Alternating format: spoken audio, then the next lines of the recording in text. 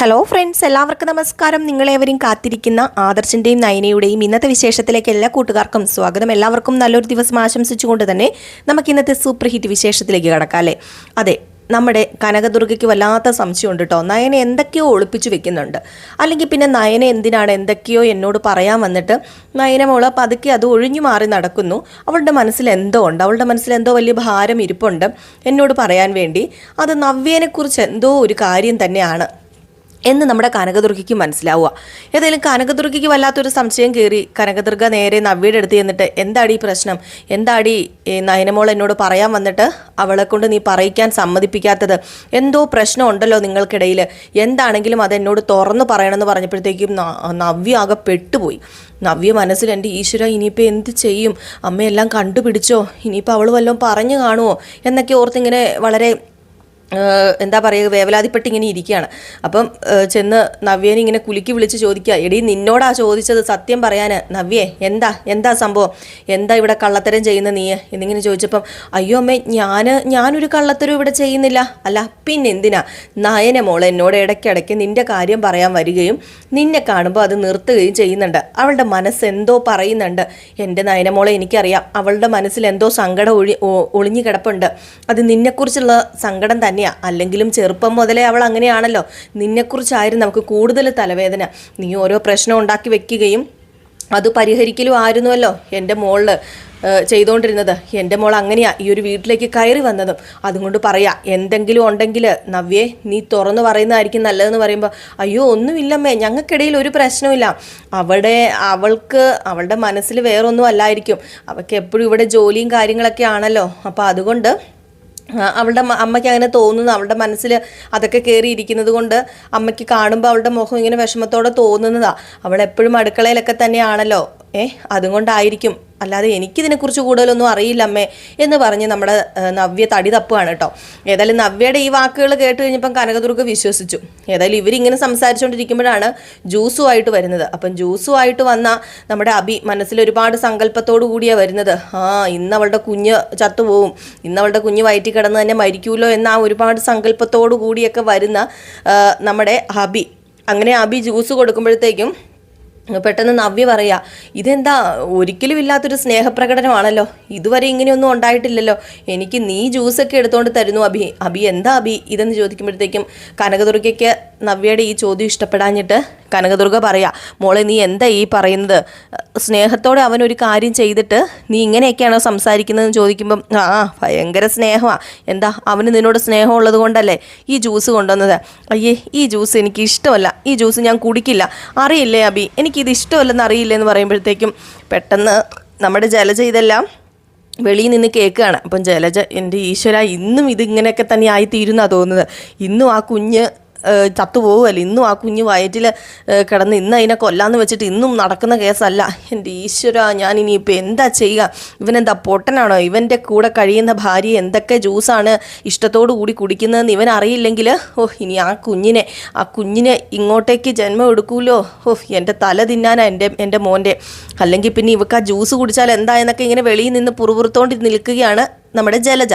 അപ്പോഴേക്കും അഭി പറഞ്ഞു, അതെ ഈ ജ്യൂസ് കുഞ്ഞിന് നല്ലതാ, കുട്ടിക്ക് കളർ വെക്കാനൊക്കെ നല്ലതാ, അതുപോലെ തന്നെ ഹെൽത്തി ഒക്കെയാണ്, അതുകൊണ്ട് ഈ ജ്യൂസ് നീ കുടിക്കാൻ പറഞ്ഞു. അപ്പോഴത്തേക്കും കനകദുർഗ, എടി മര്യാദയ്ക്ക് ആ ജ്യൂസ് മേടിച്ച് കുടിച്ചേ, നിനക്ക് ഇഷ്ടമില്ലെന്ന് പറഞ്ഞുകൊണ്ട് അങ്ങനെ മോനൊരു കാര്യം ചെയ്യുമ്പം നീ ഇങ്ങനെ വേണ്ടാന്ന് പറയുകയാണ് ചെയ്യുന്നത്. വെറുതെ അല്ല മോന് നിന്നെ ഇഷ്ടമില്ലാത്തത്, നീ ഇതുപോലെ ഓരോ കാര്യങ്ങളല്ലേ പറയുന്നത് അഭിയോട്, അതുകൊണ്ടാ. ദേ അഭിമോനെ ഇങ്ങതാ ഞാൻ കുടിപ്പിക്കാം എന്ന് പറഞ്ഞുകൊണ്ട് നമ്മുടെ കനകദുർഗ ആ ജ്യൂസ് കുടിപ്പിക്കുകയാണ്.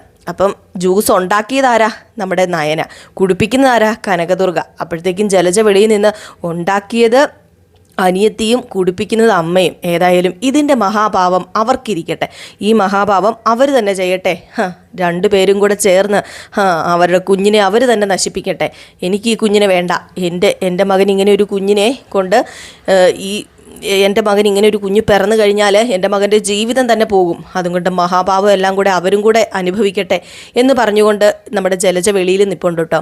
അങ്ങനെ നയനയെ കൊണ്ട് ആ ജ്യൂസ് കുടിപ്പിക്കുകയാണ്. അങ്ങനെ നമ്മുടെ അഭി രക്ഷപ്പെട്ടു എന്ന് പറഞ്ഞ് ആ ഗ്ലാസ്സൊക്കെ മേടിച്ചുകൊണ്ട് പുറത്ത് വന്നിട്ട് ജലജയോടൊപ്പം ചേർന്നിട്ട് അമ്മ ഏതായാലും ഇനിയിപ്പം ദേ അവളുടെ കുഞ്ഞ് ഇല്ലാതാവും, കുറച്ച് കഴിയുമ്പോഴേക്കും അവളിവിടെ വേദന കൊണ്ട് പൊളഞ്ഞ് ആ കുഞ്ഞ് പുറത്ത് വരും, പിന്നെ എന്താ ഇതിൽ പരം നമുക്ക് വേണ്ടത്, പിന്നെ അവൾ ഇവിടെ നിന്ന് ഗെറ്റ് ഔട്ട് അടിച്ചാൽ മതി, അല്ലെങ്കിലും അമ്മയുടെ ബുദ്ധി അപാരം തന്നെ എന്നൊക്കെ പറഞ്ഞുകൊണ്ട് നമ്മുടെ ജലജയാണെങ്കിൽ പിന്നെ നീ എന്താ മോനെ വിചാരിച്ചത്, ഞാനിതല്ല ഇതിനപ്പുറവും ചെയ്യും, കാരണം നിൻ്റെ ജീവിതം സേഫാക്കാനും നിന്നെ ഒരു കോടീശ്വരീനെ കൊണ്ട് വിവാഹം കഴിപ്പിക്കാനും ഞാനേ ഒരുപാട് പാടുപെടുന്നുണ്ടെന്നൊക്കെ പറഞ്ഞു. ഏതായാലും ഇതൊക്കെ കഴിഞ്ഞിട്ട് പിന്നെ കാണിക്കുന്ന സീനെന്ന് പറഞ്ഞിട്ടുണ്ടെങ്കിൽ നമ്മുടെ ആദർശ് ഓഫീസിലിരിക്കുമ്പോൾ പവിത്ര ഒരു ഡിസൈനൊക്കെ ആയിട്ട് വരുന്നു. ഡിസൈന് കണ്ട ഉടനെ നമ്മുടെ ആദർശിന് ഇഷ്ടപ്പെട്ടില്ല. ഇതെന്താ പവിത്ര കാണിച്ചു വെച്ചിരിക്കുന്നത്, നിനക്ക് നയന ചെയ്യുന്ന ഡിസൈൻസൊക്കെ നിനക്ക് കണ്ടു പഠിച്ചൂടെ, എത്ര ഭംഗിയായിട്ടാണ് ചെയ്യുന്നത് നയന, ഇതിപ്പം എന്തോ എനിക്ക് ഇത് കാണണമെന്നില്ല, ഇത് നീ എടുത്തുകൊണ്ട് പോകുമെന്ന് പറഞ്ഞപ്പോൾ പെട്ടെന്ന് ഒരു ഫോൺ കോൾ വരുന്നു നയനയുടെ. അങ്ങനെ ആദർശ് ഫോൺ എടുത്തിട്ട് എന്താ നയന എന്ന് ചോദിക്കുമ്പോഴത്തേക്കും അയ്യോ സോറി എനിക്ക് നമ്പർ മാറിപ്പോയതാന്ന് പറയാം. നമ്പർ മാറിപ്പോയതോ, എന്താ നമ്പർ മാറിപ്പോകാൻ, നീ എന്താ ആളെ കളിയാക്കുകയാണോ, അയ്യോ ഞാനല്ലല്ലോ കളിയാക്കുന്നത്, എന്നെയല്ലേ കളിയാക്കുന്നത്, സോറി ആദർശേട്ടാ ഞാൻ അറിയാതെ എനിക്ക് പറ്റിപ്പോയതാ എന്ന് പറഞ്ഞ് ഫോൺ കട്ട് ചെയ്ത് കളഞ്ഞു. അപ്പോൾ കട്ട് ചെയ്തപ്പോഴത്തേക്ക് പെട്ടെന്ന് പവിത്രയും പറഞ്ഞു ഏതായാലും നയന മേഡത്തിന് എന്തൊരു ആയുസാ, നയന മേഡം അതുകൊണ്ടാണല്ലോ ഫോൺ വിളിച്ചത്. ഏതായാലും നയന മേഡത്തിന് ആദർശ് സാറിനോട് നല്ല സ്നേഹമുണ്ടെന്ന് പറയുമ്പം അല്ല അതിനെക്കുറിച്ച് ഞാൻ നിന്നോട് ചോദിച്ചോ, ഇല്ലല്ലോ, നിന്നോട് ചോദിച്ച കാര്യം നീ ഇങ്ങോട്ട് പറഞ്ഞാൽ മതി, ആദ്യം നീ പോയി ഡിസൈനൊക്കെ വരച്ചോണ്ട് വാ, അല്ലാതെ നീ കൂടുതൽ വേറെ ഒരു കാര്യവും ഇടപെടണ്ടെന്ന് പറഞ്ഞപ്പോഴത്തേക്കും അയ്യോ സോറി സാറെന്ന് പറഞ്ഞുകൊണ്ട് നമ്മുടെ പവിത്ര അവിടെ നിന്ന് അങ്ങ് മാറിപ്പോവുക കേട്ടോ ചെയ്യുന്നത്. അങ്ങനെ ഇരിക്കെ നമ്മുടെ ആദർശ് ഇങ്ങനെ മനസ്സിൽ വിചാരിക്കുകയാണ്, എന്നാൽ പിന്നെ നയനെ ഒന്നുകൂടെ വിളിച്ചേക്കാമെന്ന് പറഞ്ഞ് വിളിച്ചിട്ട് വൈകിട്ട് ഒരു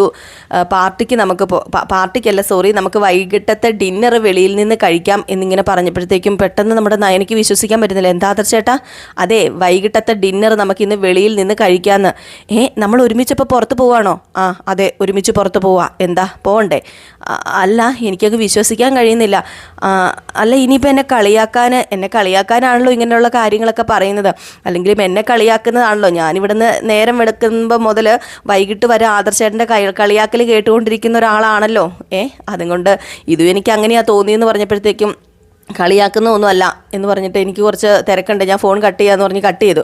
അപ്പോഴത്തേക്കും ആദർശ് മനസ്സിലിങ്ങനെ വിചാരിക്കുമോ, ശരിയാ ഞാൻ അവളെ എപ്പോഴും കളിയാക്കുന്നുണ്ട്, അവളെ എപ്പോഴും ഞാൻ ഓരോന്ന് പറഞ്ഞ് കളിയാക്കുകയും വേദനിപ്പിക്കുകയും ഒക്കെ ചെയ്യുന്നുണ്ടെന്ന് മനസ്സിലിങ്ങനെ ആദർശ് ഇങ്ങനെ ഓർക്കുന്നുണ്ട് കേട്ടോ.